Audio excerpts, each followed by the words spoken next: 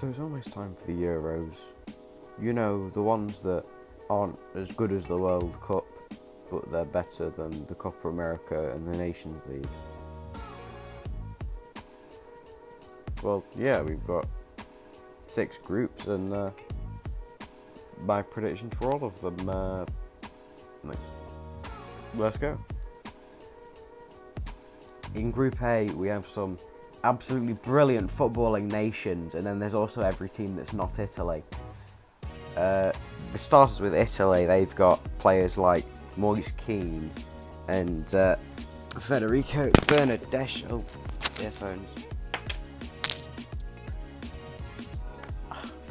But yeah, I'm expecting them to do very well.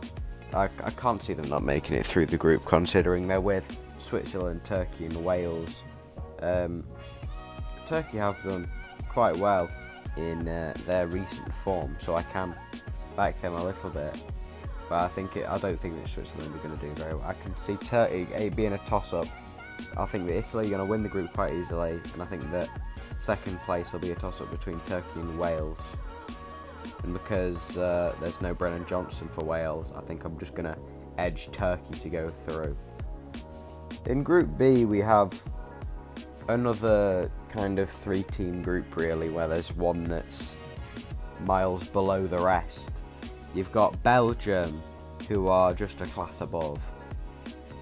You've got Denmark, who have, as we know, an amazing goalkeeper in Kasper Schmeichel. He is heroics. Of course, won Leicester the FA Cup just earlier. I think it was sometime at the beginning of May. Then you've got Russia, who are still quite a good team. They aren't brilliant, but you'd still back them. And then you've got Finland, who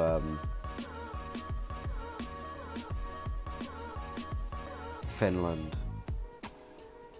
Pretty straightforward prediction here. I think that it's going to be Belgium, Denmark going through to the next rounds.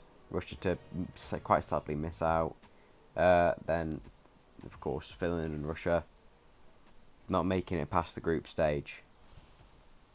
In Group C, we've got quite a contrast here. We've got a team whose best player is the 90+ rated Virgil van Dijk versus the team whose best player is Ejan Alioski. We've got also Austria and Ukraine in this group. There is absolutely no way, unless they completely bottle it, the Netherlands do not walk this group, because it is quite possibly the most one-sided group out there. It is just a matter of who can do the best out of the. I think that North Macedonia are going to finish bottom. I've got no doubts about that. Austria, it will be either Austria or Ukraine. Austria have a few more talents, or a few more good players. Ukraine have Alexander Zinchenko, so you've got the more average to good players of Austria, but the one really good player for Ukraine. I think I'm going to say Ukraine to make it through. Always like Ukraine since I used Ruslan Malinovsky, one of my career modes a while ago. Maybe he can bag a few goals if he got called up. I don't know. Probably will have done. Next, we've got Group D, a group that I am most definitely, completely and utterly impartial to, featuring Croatia, Czech Republic, England and Scotland. Apparently Scott McKenna, who has been called up to the Scotland national team, has seen someone leave a note on his locker in Forest, or rather in the Forest dressing room, saying that England are going to batter Scotland at the Euros. So I've got a feeling that he's going to try and have a point to prove there. He'll probably end up scoring against us. It'd be really annoying if he did. Of course, Czech Republic. Take the corner. And it's 1-1. Yeah, the Czech Republic. They shouldn't be too hard to overcome. To England. I mean, that's what we said. We'll be on the wrong end of a thrill here. And there he is, the man, the debutant. But I think that Croatia will probably come through. It's got to be England and Croatia coming out of this group, surely. I mean, then again, the Czech Republic could pull off a shock. I don't see Scotland making it through.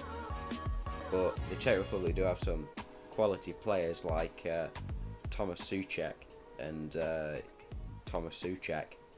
So Croatia may or may not make it through. I think the final prediction, I'm going to go for England to win the group. Then I'm going to go for the surprise Czech Republic to make it out of the group, Croatia to fall at the last, and then Scotland to finish bottom.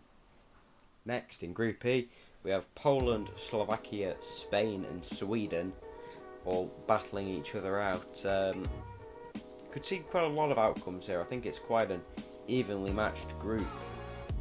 Sweden maybe could come through, but Poland and Spain would be the two that I'd be expecting, really, because Poland, they've got Lewandowski up front. Spain have got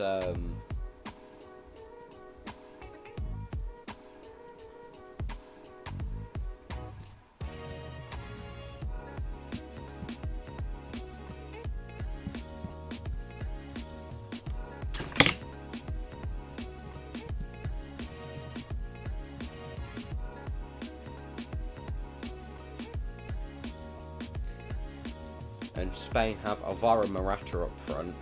Slovakia, God knows who they've got up front. Is Slovak? No, it's Oblak Slovenian, isn't it? Is it? Yeah, he's Slovenian. Sweden, you never know. They could pull off a shock and get in, but I think that it'll be Spain to top the group and then Poland to get second. You never know, Poland could be fired into first by Robert Lewandowski, but I don't see it happening. Slovakia to finish bottom, Sweden to finish third. And last but not least, easily, very, very easily, the most controversial group that we've got. We've got France, Germany, Portugal, and then Hungary. I'm sorry, Hungary, but I'm genuinely sorry any people watching Hungary, because they must have been watching the draw and then being like, oh, that's a big group. I feel sorry for whoever gets put in there, and then they just get thrown right into it with three of the best football teams that the world has to offer. France, of course, current World Cup holders, that will be up for debate next year, considering that there's a World Cup then. But it is in the winter though, so yeah, dodgy Qatari World Cup. Portugal, Cristiano Ronaldo will be looking to have one last little flourish at the end of his international career. Maybe he'll retire at some point. I don't know, probably not. And Germany, they haven't looked the best. They've really not looked at all like a good Germany team that I would have expected them to be looking like. Led the line by Senior Goal Drought, Timo Werner, and I think that they will just about miss out and finish third. I think that Hungary will finish bottom. I don't think there's any chance of Hungary not finishing bottom in this group. If they do, then I'll eat my headphones.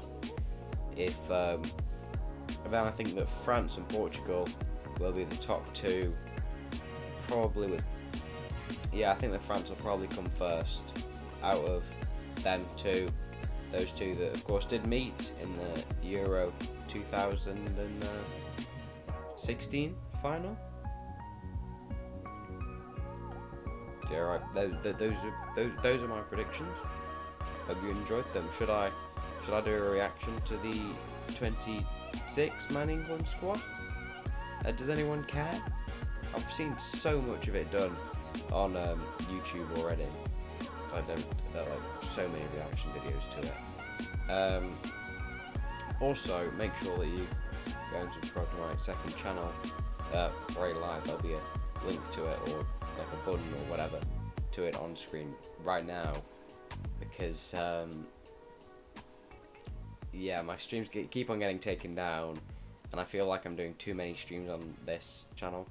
and it would be a better idea to move them out a little bit over to a second channel, so then that can be just their thing, because I feel like mine's just more about like little videos rather than streams, if that makes sense. Anyway, yeah, make sure that you subscribe to Bray Live, and if you haven't already, then subscribe to me. Maybe leave a like if you want.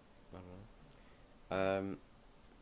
So yeah, have a good morning, afternoon, evening, or night. Remember to ingest cheese, and remember to watch the Euros.